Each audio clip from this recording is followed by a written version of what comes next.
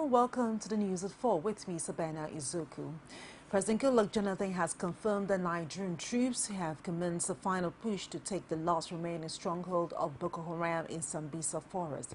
He, however, wants the United Nations to focus more on helping to rehabilitate people affected by terrorism in the northeast rather than deploying an international force in the country.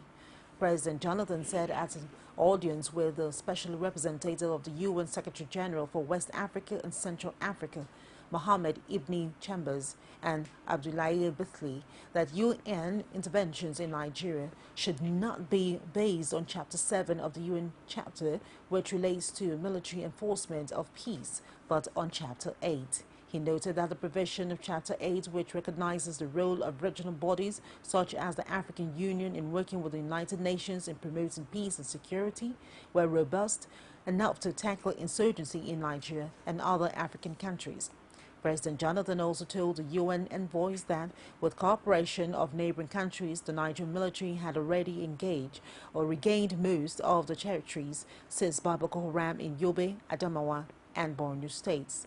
In his remark, Ibn Chambers commended the president for his statesmanship following the outcome of the March 28 presidential and parliamentary elections in Nigeria. He told President Goodluck Jonathan that the UN team was visiting countries affected by Boko Haram insurgency, including Chad, Cameroon, and Niger.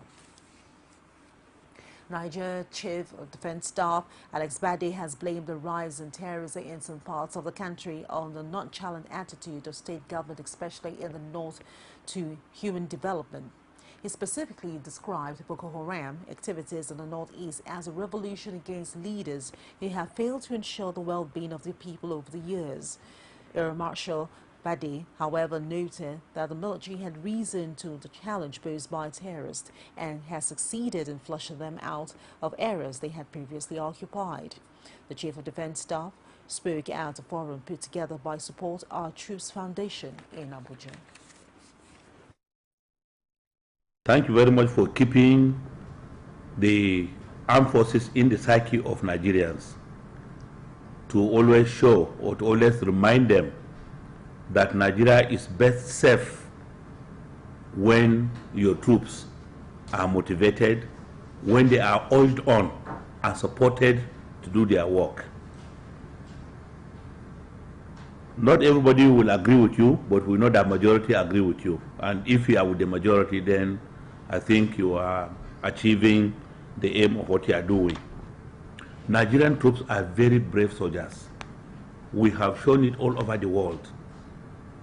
We had issues last year, but I think we have promised to never again allow those kind of things to happen to Nigeria.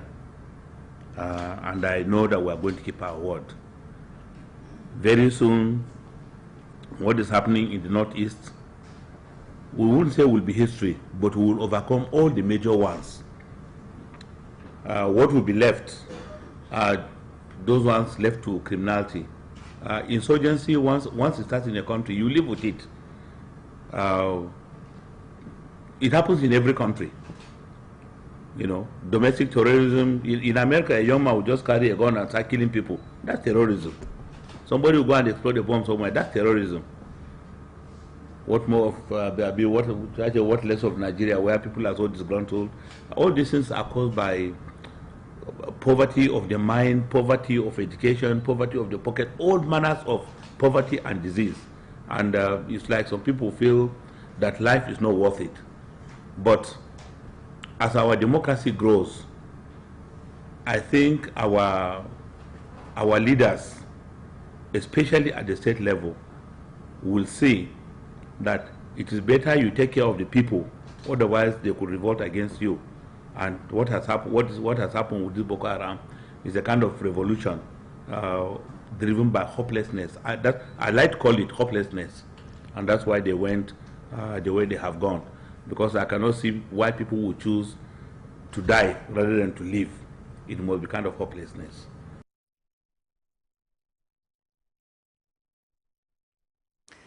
United Nations is convinced that Nigeria is a model for other African countries with the success of 2015 general elections.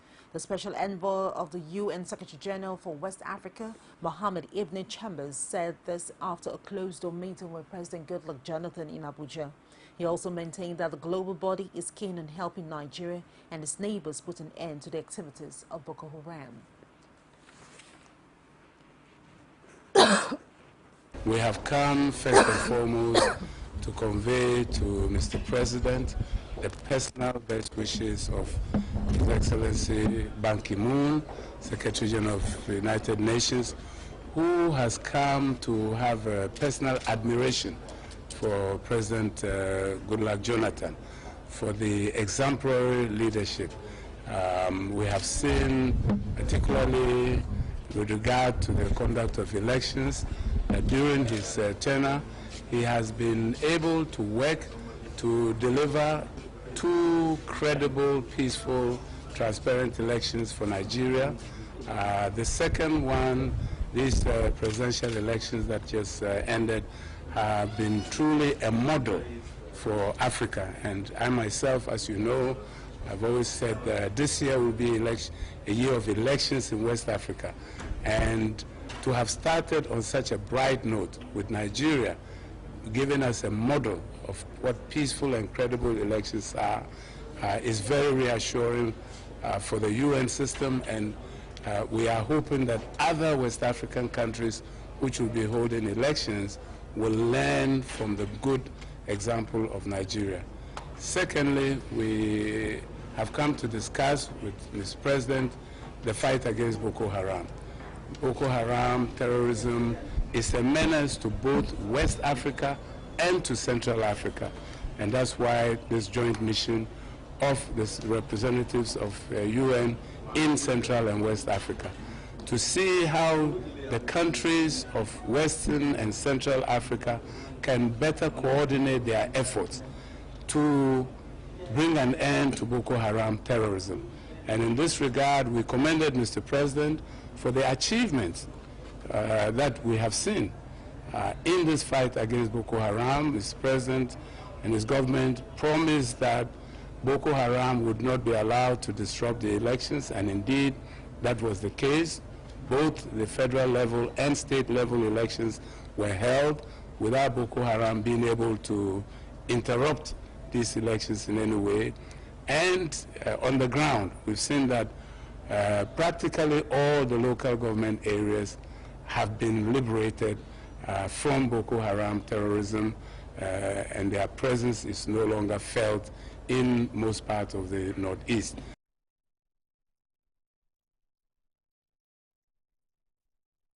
The United Nations team was also in Kaduna State, where they urged President-elect Muhammadu Buhari to sustain the gains made by the outgoing government in the war against insurgency. The UN Special Envoy, Mohammed Ibn Chambers, told journalists after the closed-door meeting that sustaining the victory achieved in the last 6 weeks by the military over the insurgents will give room for the rehabilitation of affected persons. He also assured Nigerians of the global body's readiness to work closely with the incoming administration and commended the President-elect for placing security on top of his priority. And away from that, the civil rights groups, the bridge builders of the Niger Delta, has promised to support efforts of President-elect Muhammadu Buhari to check the militancy in the region. The group also urged him not to abandon amnesty program and other good initiatives of the outgoing administration. National coordinator of the group, Intu Oga, made this known at a news conference in Abuja. They also commended President Goodluck Jonathan for conceding defeat even before the final results of just concluded presidential elections were announced. The amnesty, you know, this is a program that has come to stay, that the militants have all left their camps, dropped their arms, and they have taken some of them for trainings, and some of them are still there in training. The coming administration will always work with this. As he assumes office, it will look at the amnesty in particular, then what is good for it to to sustain the militants that have already dropped their arms, he will always try to do something more better. General Muhammadu Buhari is the president-elect of Nigeria. He's not the president-elect of a particular state in Nigeria. And so there is no way General Muhammadu Buhari will not want to pick a minister or a leader or any person from Niger Delta that will help him move the nation forward. And if we listen to his acceptance speech when he collected his certificate of return, he said he's stretching his arm to all the people of Nigeria to come together and work with him and see how he can move forward. Lay your differences aside and let's work together to move the state forward. Those were the words of your state governor, and there are other stories to come after the break. Don't go away. You can now watch CoreTV News live from anywhere in the world on our website www.coretvnews.com. Click on Live TV on our website and watch us live. And welcome to CoreTV Primetime Days. To follow us on Twitter, click on Twitter icon on our website. On Facebook, click on the Facebook and YouTube to see all our previous news production. You can also watch us live on YouTube. Click CoreTV, leave a space, then News. CoreTV News, our 24-hour news station. Welcome back to the news. Don't forget you can reach us on any of our social media platforms, and that's on facebook.com/CoreTV News. And on our Twitter handle, @CoreTV News NG. For news update and other program, you can stream it live on youtube.com/CoreTV space and the news. Ogun State Governor Ibukuli Amosun has promised the state's civil servants an improved administration and a conducive working environment for all. Olajumoke Olatunji has more on this report.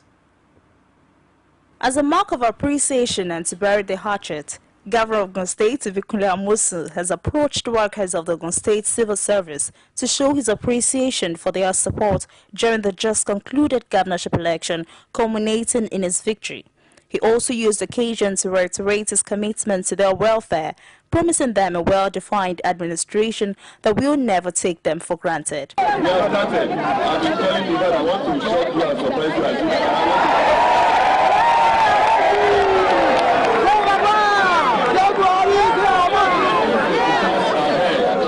Are you ready for the task ahead? Please, this is your government. What did I say? Don't let anybody come between us. I will not allow it. If workers are improved, they've had their opportunities. But this is now the time that our workers will know that thank God, so this can happen to us. The Deputy Governor, Yetunde Onanuga, who also spoke at the meeting, solicited for the support of all as the new administration kicks off in less than 2 months from now. And as His Excellency has said, I was once a civil servant. I served 31 years in Lagos State. I am part of you. Once a civil servant, so I know that we are going to work together this second term. We are going to cooperate with this government once again, and we are going to enjoy the dividends of democracy. With this new relationship between Amosun and the civil servants, the workers seems hopeful and enthusiastic that a new dawn is indeed here for them. Olajumoke Olatunji, CoreTV News, Abeokuta. And away from that to Oyo State, where the governor, Abiola Ajimobi, says he will work to correct his past mistakes his administration have made and redouble his effort to make the next 4 years worthwhile for the people of the state. He, however, called on those who lost at the just concluded elections to put their differences aside and work together with his administration in moving the state forward. Our correspondent, Omotayo Alo, has more. All that has a beginning surely must have an end. His experience been played out as winners of both National Assembly and governorship elections received their certificates of return, legitimizing the mandates bestowed upon them by the electorate, who gave them the right to lead in the coming 4 years.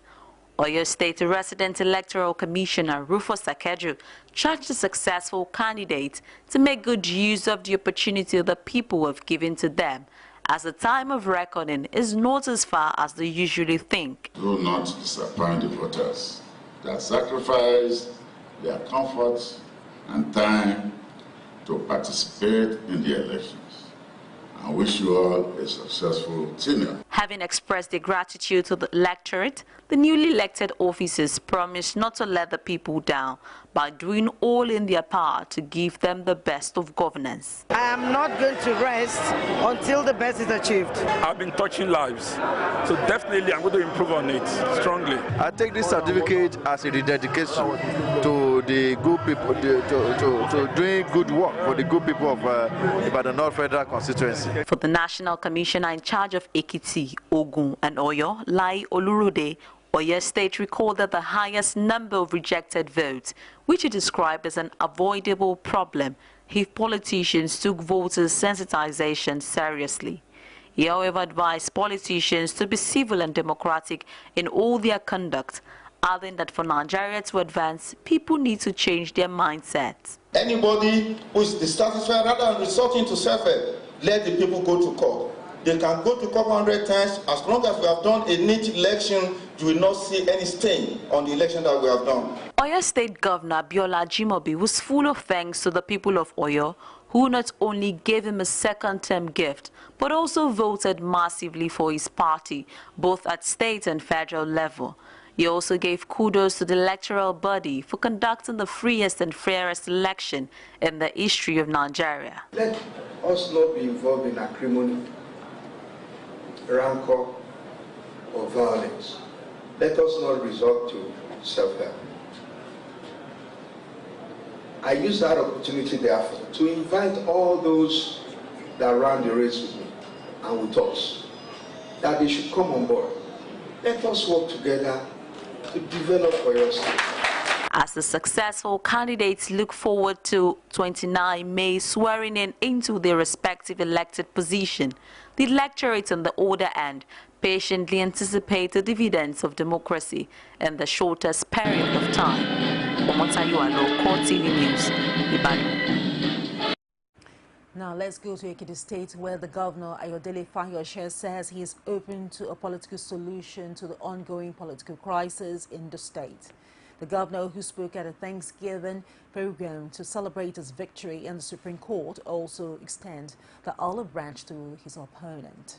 The report. The residents of Ado-Ekiti woke up to a work-free day declared by organized labor unions, having all entry points into the capital city blocked from the early hours of the morning to 12 noon.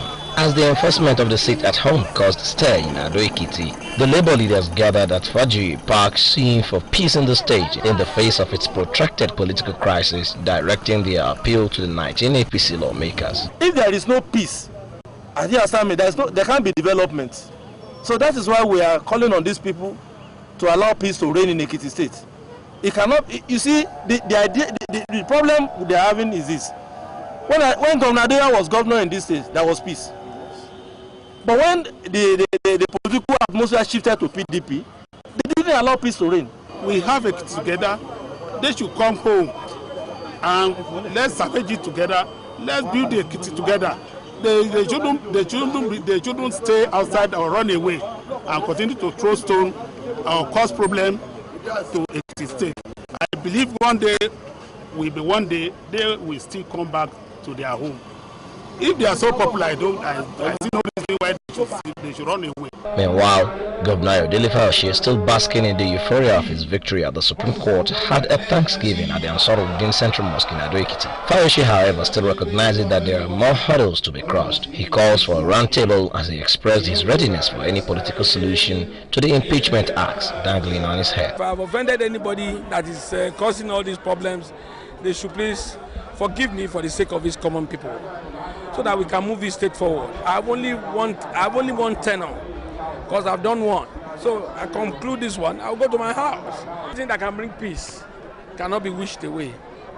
Anything that can bring peace. If peace will be gotten through a day-old baby, we should look for the peace. For me, I'm ready to accommodate everybody. Whatever they want, we can sit down and talk. We need peace to govern the state. With the 19 APC lawmakers keeping silent over the week, no one can say if the call for peace is being considered by them or they are actually buying time for their next move. Rashid, CoreTV News, Ado Ekiti. Now let's take you to Edo State, where the People's Democratic Party says it will boycott inconclusive House of Assembly elections scheduled for today, 18th of April 2015 in Ohionwan, Constituency 2 in Ohionwan local government area of the state. The report. The PDP chairman of Ohionwan local government area of the state, Nosa Ogieva Okumbo, while addressing newsmen in Benin, after an enlarged stakeholders meeting of the party, resolved that the party will not partake in the election because of the alleged flagrant abuse of electoral process. It was resolved that considering the flagrant and gross abuse of electoral process by INEC, we Ohionwan people condemn the manipulation of result by INEC and resolved that in the rerun that is coming up in Ukpato tomorrow, that PDP Ohionwan will not participate in that rerun. The local government party chairman who accused the resident electoral commissioner Mike Igini of colluding with the ruling party in the state, the APC, to arrive at a predetermined outcome for the rescheduled poll. The resident electoral commission, in a stakeholders meeting held here in Benin, promised all parties that without card reader, there will be no election. In some of the wards, no card reader was used. This same man was present, yet he accepted that result. Even when accreditation was taken in the State House of Assembly election, the result that came was 3 times more than the accreditation, yet the REC in Edo State accepted the result and is now advising us to go to court to challenge it. The PDP House of Assembly candidate representing Ohionwan Constituency 2, Friday Ogeriahi, vowed to approach the court despite his non-participation in what he described as a corrupted process. And we have come to the sober conclusion that there is no need going on to dignify an already corrupted process, as it will lead, as it were, to a predetermined end, and that is to allot that seat to the APC. You know, so that is the decision we have taken, and for me, it is the best in the circumstance. All of the complaints that we have tabled before the INEC, the Resident Electoral Commissioner in Edo State, he has treated them shabbily. He has also ignored so many of them, when of course they are very fundamental. It goes to the root and the foundation on which perhaps they want to attempt to do a rerun election. And I will know, and I'm very confident about that eventually the truth will come out. It will be recalled that the INEC had declared the elections in the Ohionwan Constituency 2 inconclusive in 3 wards out of the 6 wards that make up the constituency, following electoral irregularities and violence in the area. Outside Nigeria, members of the United Nations Security Council got teary-eyed on Thursday when Syrian doctors showed a video of failed attempts to resuscitate 3 children after a chlorine gas attack in March, prompting renewed calls for accountability. The children aged 1, 2, and 3. Their parents and grandmother were killed in March 16th attack on Salmin village in northwest Idlib province, said Dr. Mohammed Tenari, director of the field hospital where the family was taken. The government and opposition forces in Syria denied using chlorine barrel bombs, which the Organization for the Prohibition of Chemical Weapons says are dropped from helicopters. The Syrian Air Force is the only party in the conflict known to have helicopters. Tenari, Dr. Zahir Saful, president of the Syrian American Medical Society, and Kosai Zakaya, a survivor of sarin gas attack in Ghouta near Damascus in August 2013, briefed the informal closed meeting organized by United States. The Security Council failed last year to refer the civil war in Syria, now in its 5th year, to the International Criminal Court for possible prosecution of war crimes and crimes against humanity. Syrian ally Russia, backed by China, vetoed the move. The attack on Samin came 10 days after a 15-member council condemned the use of chlorine as a weapon in Syria and threatened to take actions if it was used again. And that's it on the news, and do join us at the top of the hour for more. I am Sabana Izuku. Thank you very much indeed for watching.